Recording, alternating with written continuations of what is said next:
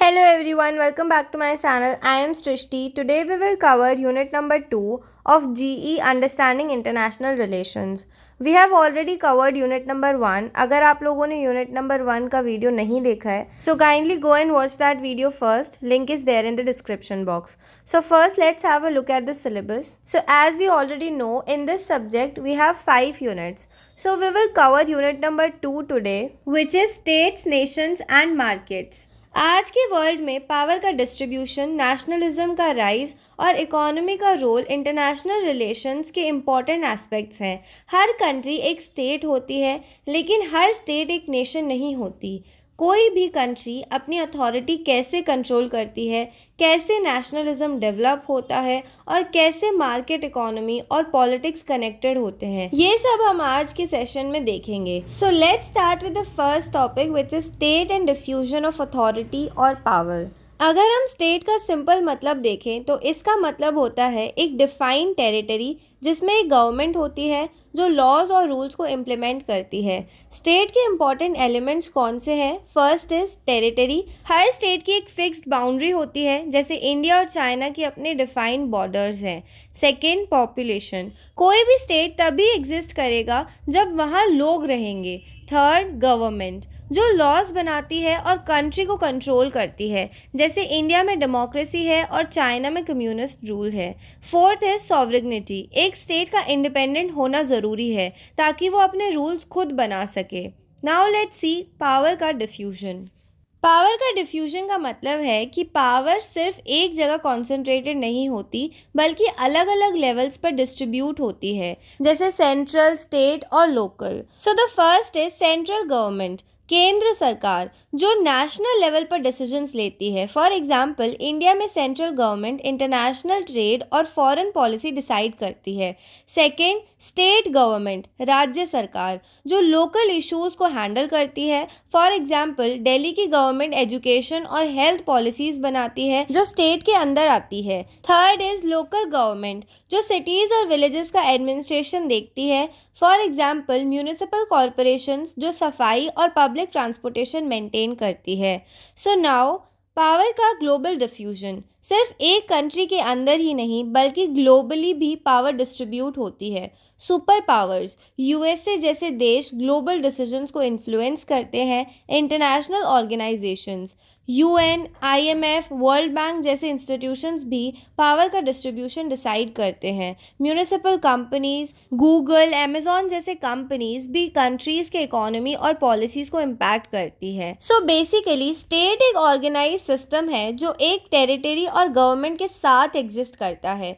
Power सिर्फ एक level पर नहीं होती, बल्कि सेंट्रल, स्टेट और लोकल लेवल पर डिस्ट्रीब्यूट होती है। ग्लोबल लेवल पर भी power super powers, international organisations और एमएनसीज के बीच डिस्ट्रीब्यूट होती है। So now let's move towards our next topic, which is nations and nationalism. अब तक हमने स्टेट और पावर डिफ्यूजन के बारे में समझा। अब हम नेशंस एंड नेशनलिज्म के टॉपिक को इंटरनेशनल रिलेशंस के पर्सपेक्टिव से देखते हैं। स्टेट और नेशन के बीच डिफरेंस को समझना ज़रूरी है। स्टेट एक पॉलिटिकल एंटिटी होती है जिसमें एक गवर्नमेंट, टेरिटरी और लॉज होते हैं। नेशन एक ग्रुप ऑफ पीपल होता है जो कॉमन आइडेंटिटी, कल्चर, लैंग्वेज और हिस्ट्री शेयर करते हैं। दुनिया में हर स्टेट अपनी सॉवरेनिटी और पॉलिटिकल पावर को डिफेंड करता है, लेकिन हर स्टेट एक नेशन नहीं होता। जैसे कि इंडिया एक स्टेट है, लेकिन इंडिया में कई अलग अलग नेशंस हैं, क्योंकि यहाँ पर डिफरेंट कल्चर्स और लैंग्वेजेस हैं। नेशनलिज्म का कॉन्सेप्ट। नेशनलिज्म एक आइडियोलॉजी है जिसमें लोग अपनी नेशन के प्रति लॉयल्टी और प्राइड फील करते हैं। ये एक इमोशनल और पॉलिटिकल फोर्स है जो कंट्रीज़ को यूनिफाई करती है। नेशनलिज्म का ग्लोबल पॉलिटिक्स पे बहुत बड़ा इम्पैक्ट पड़ता है, क्योंकि जब किसी नेशन का नेशनलिज्म बढ़ता है तो उसका फॉरेन पॉलिसी और इंटरनेशनल रिलेशंस पे भी असर पड़ता है। नेशनलिज्म और ग्लोबल पॉलिटिक्स। नेशनलिज्म के राइज होने से एक कंट्री अपनी आइडेंटिटी को प्रोटेक्ट करने की कोशिश करती है जो उसके फॉरेन पॉलिसीज को इन्फ्लुएंस करता है।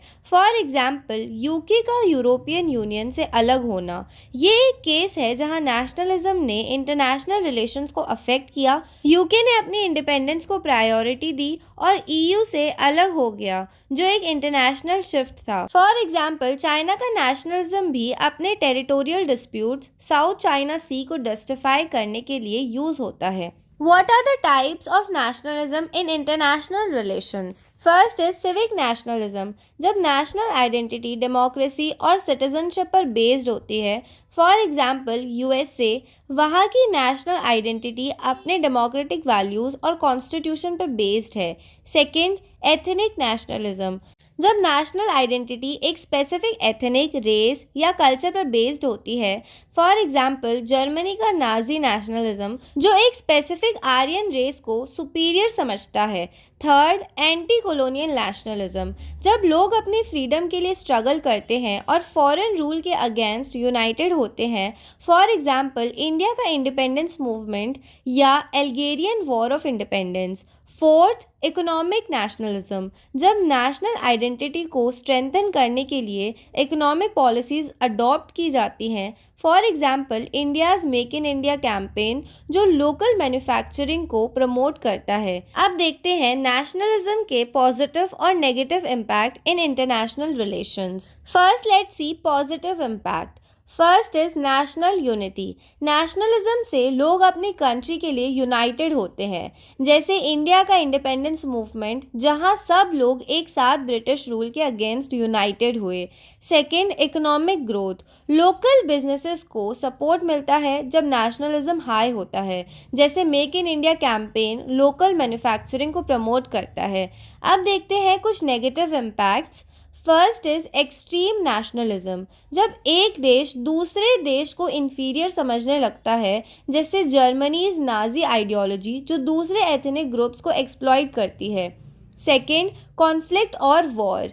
एक्सेसिव नेशनलिज्म की वजह से इंटरनेशनल कॉन्फ्लिक्ट्स हो सकते हैं, जैसे वर्ल्ड वॉर 1 और वर्ल्ड वॉर 2 जहां नेशनलिज्म ने बहुत बड़ा रोल प्ले किया।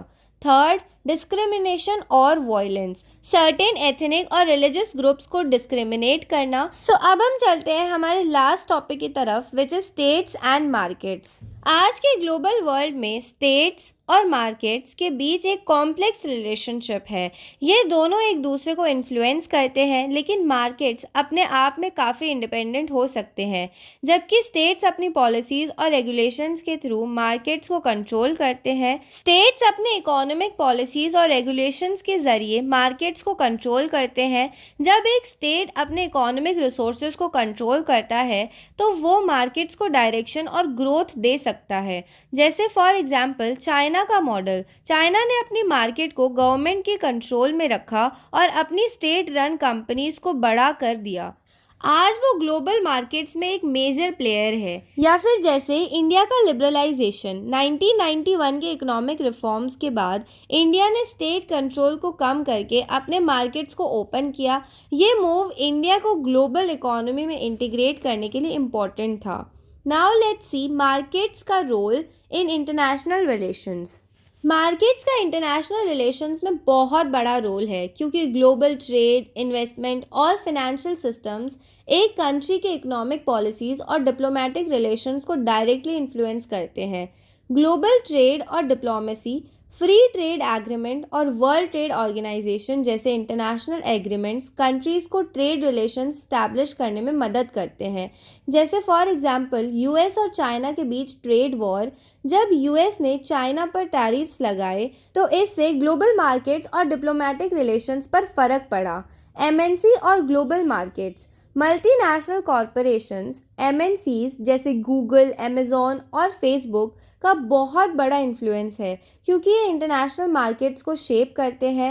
एमएनसीज अपने कॉरपोरेट पॉलिसीज़ के थ्रू कंट्रीज़ की इकोनॉमिक पॉलिसीज़ को इन्फ्लुएंस करते हैं। जैसे फॉर एग्जांपल एप्पल का इंडिया में प्रोडक्शन सेटअप करना, ये इंडियन गवर्नमेंट के लिए इम्पॉर्टेंट था, क्योंकि इंडिया को अपने मैन्युफैक्चरिंग सेक्टर को बूस्ट करना था। अमेज़ॉन और फ्लिपकार्ट जैसे ई कॉमर्स जायंट्स इंडिया की रिटेल पॉलिसीज़ को शेप करते हैं। थर्ड इज स्टेट्स और मार्केट्स का कॉन्फ्लिक्ट। कभी कभी स्टेट्स और मार्केट्स के बीच कॉन्फ्लिक्ट भी होता है जब इकोनॉमिक ग्रोथ और सॉवरेनिटी के बीच बैलेंस बनाने की कोशिश की जाती है। Economic sovereignty versus global markets. Economic sovereignty का मतलब है कि एक देश अपने इकोनॉमिक डिसीजंस खुद ले, लेकिन ग्लोबल मार्केट्स और एमएनसीज का इन्फ्लुएंस बढ़ रहा है। जैसे for example global financial crisis 2008 ने कंट्रीज को अपनी इकोनॉमी को प्रोटेक्ट करने के लिए स्टेट इंटरवेंशन की तरफ मूव करने पर मजबूर किया। ग्रीस डेब्ट क्राइसिस, जब ग्रीस ने अपनी सॉवरेनिटी पॉलिसीज को फॉलो करते हुए डेब्ट को मैनेज करने की कोशिश की तो यूरोपियन यूनियन और इंटरनेशनल मॉनेटरी फंड IMF ने प्रेशर डाला। नाउ लेट्स सी स्टेट्स और मार्केट्स का म्यूचुअल बेनिफिट। स्टेट्स और मार्केट के बीच एक इंटरडिपेंडेंस भी होती है। स्टेट्स अपने इकोनॉमिक रिसोर्सेज और ट्रेड एग्रीमेंट के थ्रू मार्केट को ग्रो करने का मौका देते हैं और मार्केट्स कंट्री की इकोनॉमिक पावर को ग्लोबल लेवल तक एक्सटेंड करते हैं। जैसे for example global investment flows, countries अपने फॉरेन पॉलिसीज़ के ज़रिए ग्लोबल मार्केट्स में इन्वेस्टमेंट अट्रैक्ट करने की कोशिश करती है, जैसे India's make in India initiative या China's belt and road initiative या फिर FDI फॉरेन डायरेक्ट इन्वेस्टमेंट। जब एक स्टेट अपनी इकोनॉमिक पॉलिसीज़ को फेवरेबल बनाता है तो वो फॉरेन इन्वेस्टमेंट को अट्रैक्ट करता है, जो मार्केट और इकोनॉमी दोनों को बेनिफिट करता है। सो बेसिकली स्टेट्स और मार्केट्स एक दूसरे को इन्फ्लुएंस करते हैं। स्टेट्स अपनी पॉलिसीज़ के ज़रिए मार्केट्स को शेप करती हैं और मार्केट्स अपने ग्लोबल इम्पैक्ट के ज़रिए स्टेट्स को डिसीजंस को इन्फ्लुएंस करती है। ग्लोबल मार्केट्स और MNCs का स्टेट सॉवरेनिटी पर इम्पैक्ट होता है जब ग्लोबल ट्रेड एग्रीमेंट्स कंट्रीज के इकोनॉमिक डिसीजंस को अफेक्ट करते हैं। इकोनॉमिक सॉवरेनिटी और ग्लोबल इंटीग्रेशंस के बीच बैलेंस होना ज़रूरी है, जिससे स्टेट्स अपने फॉरेन पॉलिसी के ज़रिए मैनेज करते हैं। So now conclusion. आज हमने इंटरनेशनल रिलेशंस के second unit states, Nations and markets के तीनों टॉपिक्स को एक्सप्लोर किया। स्टेट और पावर के डिफ्यूजन, नेशंस एंड नेशनलिज्म और स्टेट और markets. So basically under our first topic state and diffusion of authority और पावर, इसके अंदर हमने देखा स्टेट एक ऑर्गेनाइज्ड सिस्टम होता है जो टेरिटरी और गवर्नमेंट के साथ एग्जिस्ट करता है। पावर का डिफ्यूजन का मतलब है पावर सिर्फ एक जगह कॉन्सेंट्रेटेड नहीं होती, बल्कि सेंट्रल, स्टेट और लोकल लेवल पर डिस्ट्रीब्यूट होती है। ग्लोबल पावर डिफ्यूजन भी होता है जिसमें सुपर पावर्स, इंटरनेशनल ऑर्गेनाइजेशंस और MNCs इन्फ्लुएंस करते हैं। Then second topic which was nations and nationalism. इसके अंदर स्टेट एक पॉलिटिकल एंटिटी है जबकि नेशन एक कल्चरल और इमोशनल आइडेंटिटी है। नेशनलिज्म एक आइडियोलॉजी है जो लॉयल्टी और प्राइड को प्रमोट करती है और कंट्रीज़ को यूनाइट करती है, लेकिन एक्सट्रीम नेशनलिज्म कॉन्फ्लिक्ट्स और वॉर्स भी ला सकता है। नेशनलिज्म का राइज ग्लोबल पॉलिटिक्स को इन्फ्लुएंस करता है, जैसे चाइना का territorial nationalism. Then the last topic was states and markets. States और मार्केट्स का रिलेशनशिप कॉम्प्लेक्स होता है। स्टेट्स अपनी इकोनॉमिक पॉलिसीज़ और रेगुलेशंस के थ्रू मार्केट्स को कंट्रोल करते हैं। ग्लोबल मार्केट्स और मल्टीनेशनल कंपनीज़ का इन्फ्लुएंस कंट्रीज़ की इकोनॉमिक पॉलिसीज़ और फॉरेन रिलेशंस को शेप करता है।